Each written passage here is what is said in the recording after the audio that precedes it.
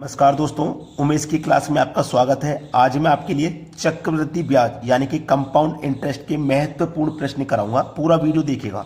चलिए स्टार्ट करते हैं। पहला सवाल है, अगर कोई धन 8 वर्ष में 3 गुना हो जाता है तो कितने समय में यह अपने से 243 गुना हो जाएगा? ऐसा ट्रिक बताऊंगा, आज से पहले आपने नहीं देखा होगा, कहीं पे भी नहीं देखा होगा। ऐसा ट्रिक बताऊंगा और हमारी गारंटी है कि कोई भी प्रश्न हो आप मात्र 1 मिनट में हल करोगे। 1 मिनट में, अगर आप 1 मिनट में हल नहीं कर पाए तो आप खुद जानते हैं कि आपकी जो तैयारी है वो अधूरी है।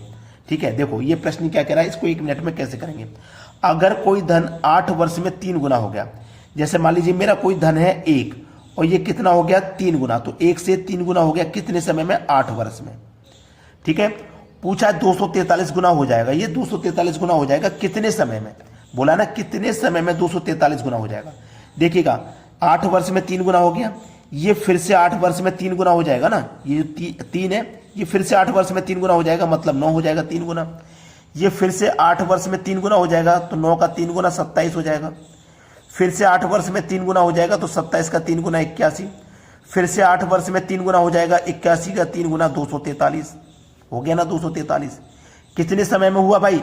8, 8 दूनी 16, 8 तिया 24, 8 चौक 32, 8 पंजे 40। कितने समय में हुआ? 40 वर्ष में हुआ। यह आपके सवाल का ना बिल्कुल सही जवाब है, 40 वर्ष। किस ऑप्शन में? देखो सी ऑप्शन में। अब मुझे ये बताइए, ये तरीका क्या आपने आज से पहले देखा था या आप पहले से जानते थे इस तरीके को? अगर जानते थे तो कमेंट में यस करिए, नहीं जानते तो नो करने में कोई बुराई नहीं है। मैं आपको ऐसे ही मेथड बताऊंगा जो आपको नहीं आते हैं और बहुत ही सिंपल होते हैं और 1 मिनट से कम समय में उनसे आंसर आ सकता है। तभी तो हम एग्जाम पास कर पाएंगे जब 1 मिनट से कम समय में कोई भी सवाल हल होगा। ये तो आपको अच्छे से समझ में आ गया। अब देखते हैं अगला प्रश्न।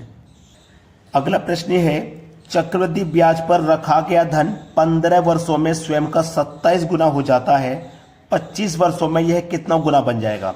देखिएगा, एक तरीका तो वो है जो मैंने इससे पहले वाले क्वेश्चन में कराया, वो तरीका यहाँ पे नहीं लगेगा। क्यों नहीं लगेगा वो भी बताऊंगा। जैसे मेरा कोई धन है 1, ये कितना हो गया? 27 गुना। कितने समय में हो गया? 15 वर्षों में। अब फिर से 27 गुना होगा 15 वर्षों में, तो 15 वर्ष ये 15 वर्ष मिलकर के 30 वर्ष हो गए, लेकिन हमसे तो पूछा 25 वर्षों का है, तो ये तरीका यहाँ पे काम नहीं आएगा। अब 2 तरीके हैं, एक हमारा तरीका शॉर्टकट वाला और एक किताब वाला मेथड। मैं आपको दोनों ही बताऊंगा। पहले अपना तरीका बताता हूँ। समय का करना है पहाड़ा और गुना की क्या करनी है आपको? घात। समय का करना है पहाड़ा, याद रखना, और गुना की करनी है आपको घात। तो समय मेरा है दोस्तों 15 वर्षों में 27 गुना हो गई राशि। तो इस 15 का पहाड़ा मुझे नहीं लेना, 15 किस पहाड़े में आता है वो लेना है। 15 आता है 5 के पहाड़े में। तो समय मान लीजिए 5 वर्ष, और 5 वर्ष में ये कितना हो गया? 3 गुना। और गुना की क्या करते हैं? घात। तो 3 की घात 1 का मान 3 ही रहेगा। पहाड़े को और आगे बढ़ाओगे 10, घात को आगे बढ़ाओगे 3 की घात 2 का मान 9, पहाड़े को और आगे बढ़ाओगे 15, घात को आगे बढ़ाओगे 3 की पावर 3 का मान 27। देखो 15 वर्षों में 27 गुना हो रहा था, 15 वर्षों में 27 गुना हो गया। पहाड़ा हमने बिल्कुल 5 का सही लिया। उसके बाद में पहाड़े को और आगे बढ़ाएंगे 20, घात को आगे बढ़ाएंगे 3 की घात 4, तो 3 की घात 4 का मान भैया कितना होता है? 3 तिया 9 होती है 27 तिया 81 होता है। ठीक है, पहाड़े को और आगे बढ़ाइए 25 हो जाएगा, घात को आगे बढ़ाइए 3 की घात 5 का मान कितना होता है? 243 होता है। 3 की घात 5 का मान 243 होता है। तो 25 वर्षों में है कितना गुना बन जाएगा? 25 वर्षों में 243 गुना बन जाएगा। ये हमारे सी ऑप्शन में दिया गया है। ये तो हो गया हमारा मेथड। अब एक किताब वाला मेथड है, वो भी सीख लीजिए, वो भी आपके लिए आसान लगेगा। n2 बराबर n की पावर टाइम 2 अपॉन टाइम 1, ये भी इजी है। n2 बराबर n का मान है जो पहले से 27 गुना हो रहा है, ये 27 आपको लिखना है। ठीक है, टाइम 2 दूसरे वाला टाइम कितना है? 25 वर्ष का है, और पहले वाला टाइम 15 वर्ष का है, तो टाइम 1 लिखिए। n2 बराबर 27 को आप क्या लिख सकते हैं? 3 की पावर 3 का मान 27 होता है, तो आप ऐसे लिख सकते हो 5 तिया 15 और 5 से कटेगा ये 5 पचे 25। ठीक है, तो ये क्या हो गया? 5/3।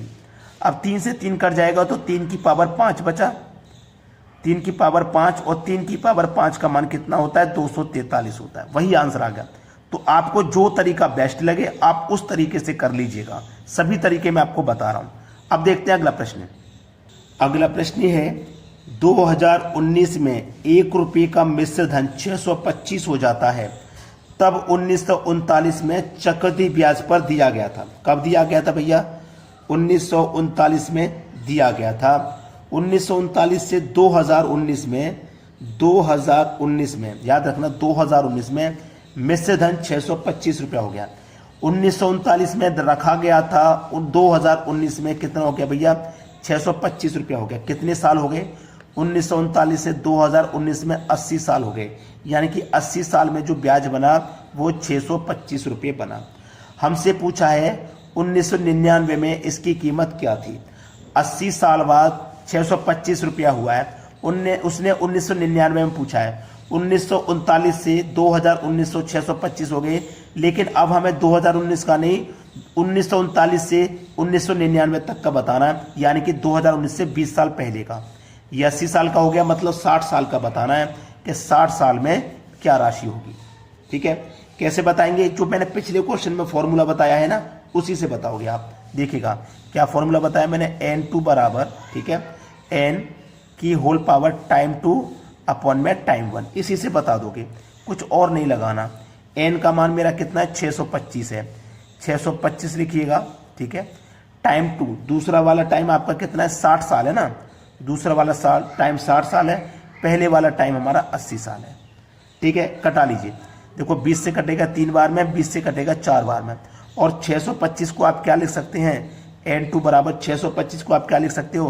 5 की पावर 4, 625 होता है। ठीक है, और ये क्या हो गया? 3/4, ये हो गया 3/4, तो 4 से 4 कैंसिल, 5 की पावर 3 बचा। n2 बराबर 5 की पावर 3, और 5 की पावर 3 का मान होता है 125। अब 125 है मेरे बी ऑप्शन में, ये बिल्कुल सही जवाब है। तो मैं आपको सभी तरीके बताता हूं। अब ये जो तरीका है ना, आपके दिमाग में अच्छे से सेट हो गया होगा, अब आपके दिमाग से ये कभी नहीं निकलेगा।